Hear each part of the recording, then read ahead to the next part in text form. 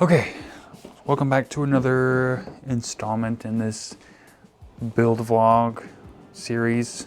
I finished the neck pocket and I might need to be a little deeper, but fits in there nice, you know. It moves a little bit, but it'll be a bolt-on neck, so it doesn't really matter. But so let's check the scale length and see if that's right first. All right, so from the back of the nut, basically the front of the nut, all the way to about that line. Ooh, should be about 25.5. So that's pretty spot on, actually. Nice. I think this little template is about the height of the bridge, so it might need to be a little deeper. But other than that, that looks good. Let me show you. Let me move the neck out real quick. So, as you can see, you can still kind of see the holes from the Forstner bit. So I think I need to go a little bit deeper just so those are gone, because these, even though it's barely anything, is the actual depth I need to go to. So we'll lower that a little bit and get the last little millimeter, and then it should be spot on.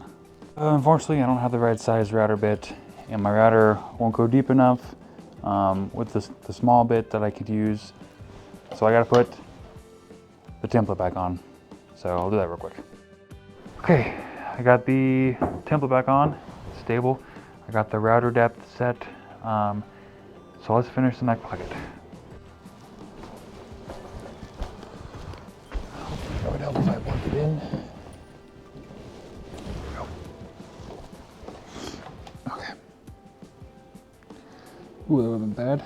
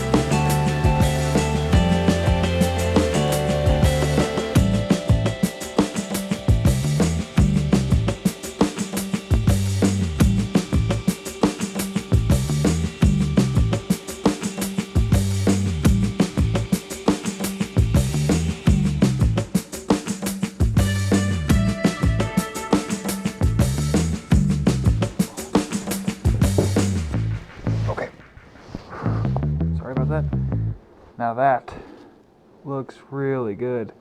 Ignore this.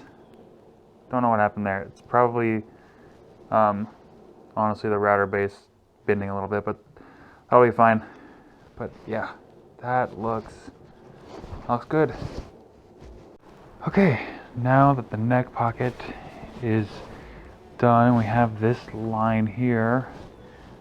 Well, we already kind of had this little mark here where the bridge is going to sit, but we can figure out where we want the pickups to go. For this one, thinking just one humbucker, keep it simple.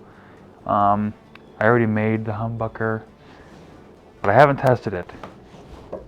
Besides with a little meter, I forget what they're called, but I don't know what it sounds like. Hopefully it works, but yeah.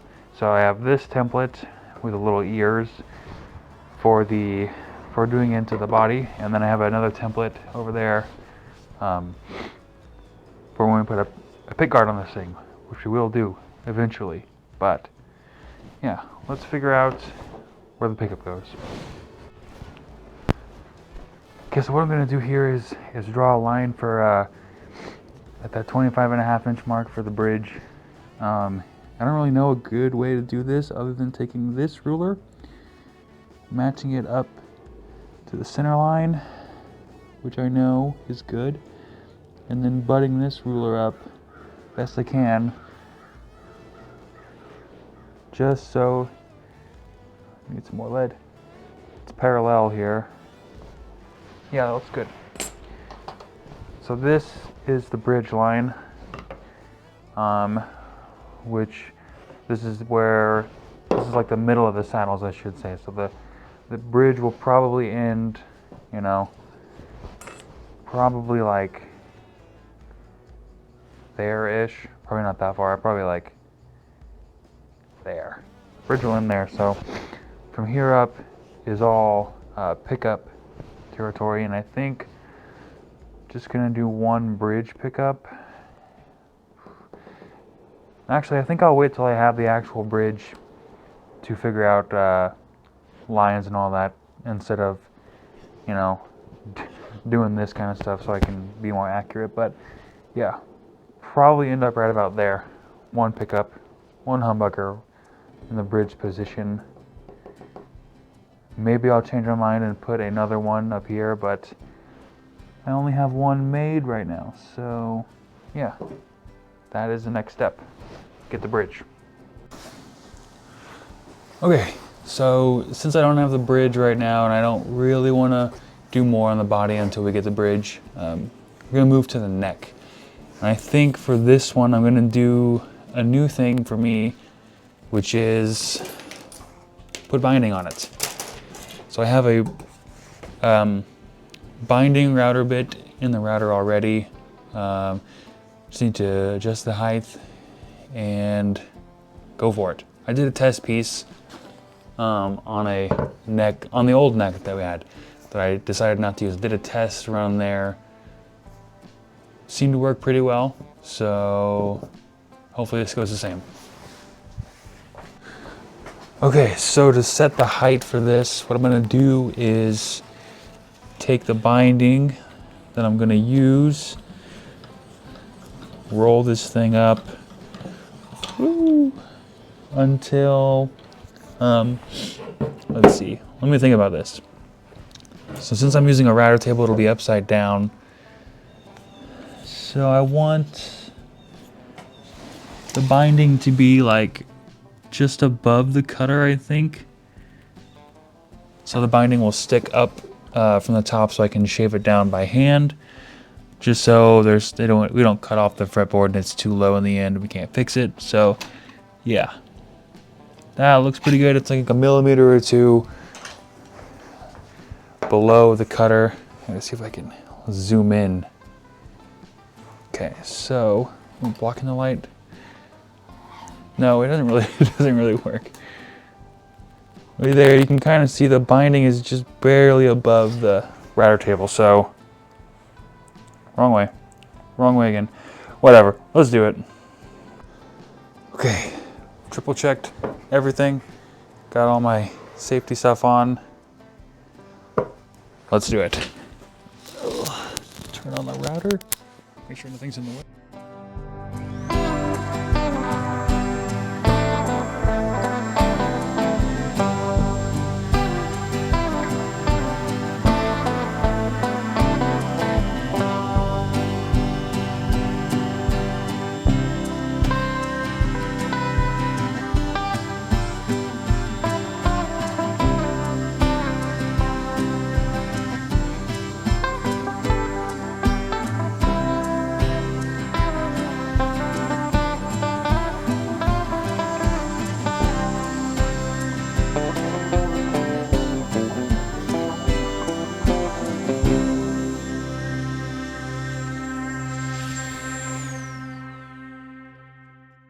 Okay, got everything cleaned up and all that.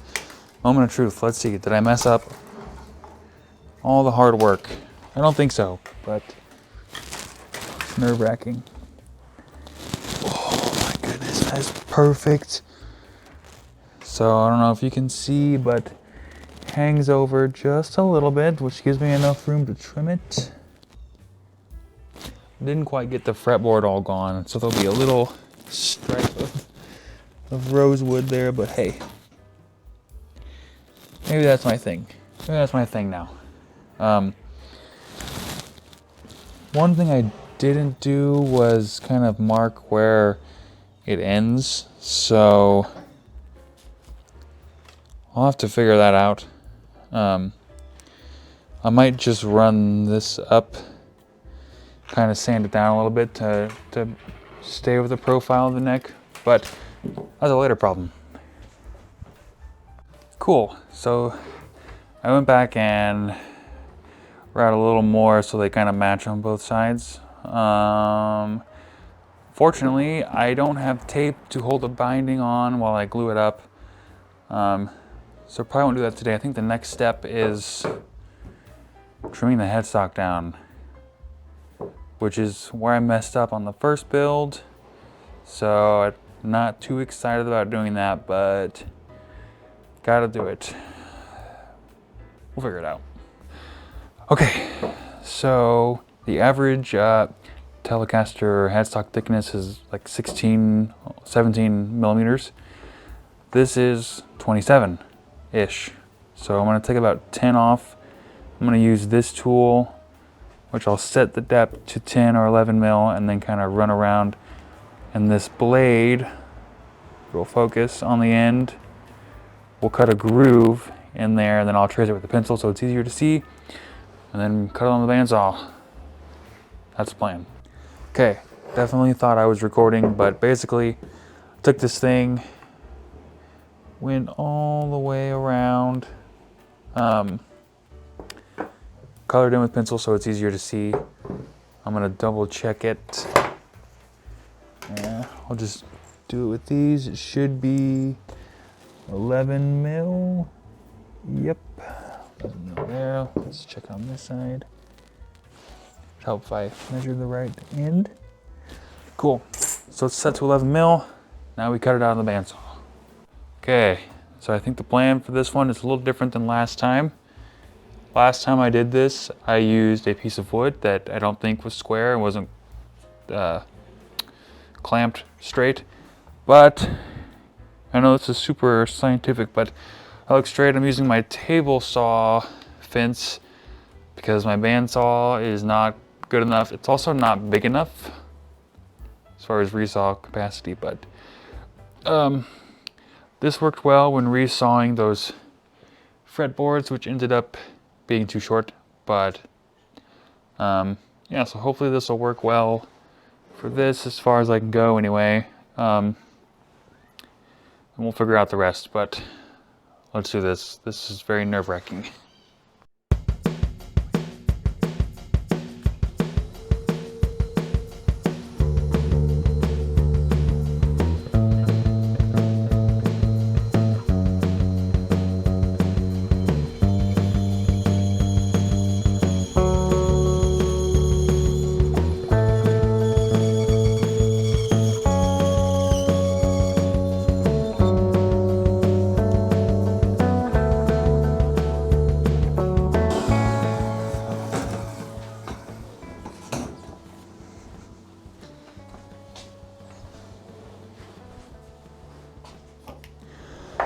For some reason, my bandsaw blade is already doing that, so I'm not too happy about that.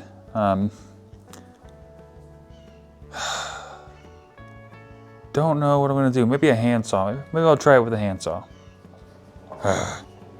Okay, so I think my bandsaw is not set up right because I'm not really sure. I'm not a professional. It's also not a great quality. And technically, that's not really a resaw blade, which is why the wood was probably pushing it, because this is maple. It's really hard wood, so that's my guess. A combination of all those things, mostly me not setting it up right though. But I have a better idea. After trying a handsaw and not, that didn't really work. I remember what I did last time. I made these little platforms. Basically like a flattening jig, basically. So what I would do is put the headstock in there, run with the router back and forth. Much easier, in theory. I shouldn't say that. It should be much easier. And less scary. So let's do that. Okay, so basically the plan is to use hot glue to glue down these risers, I guess, I don't know. And then also to glue down the neck.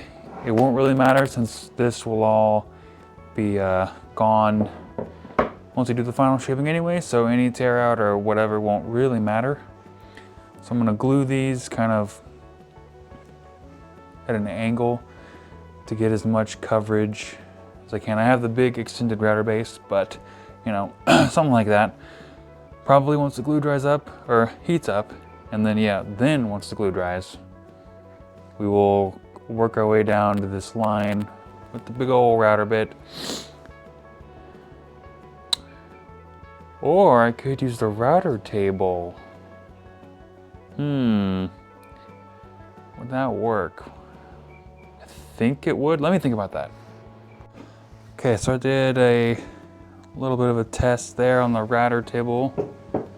It's kind of scary, only because I can't see what I'm doing. But this pin here, starting pin, really helps. It's definitely not the right bit to use for this kind of stuff. I may go back to the flattening jig idea because I kind of like being able to see what I'm doing. But yeah, also nothing that wouldn't sand out, but you can see barely little circular marks because it's not supported. It's kind of like bouncing or whatever. But yeah, I think I'm gonna go back to the jig idea, and we tried it. Okay, I think that's where we're gonna end this video. Next time we'll finish this up and figure out a plan for this so it doesn't end up like the last one. But I just finished editing most of the video and it's already about 16-ish minutes, so we'll do this in the next video. Like and subscribe, or don't.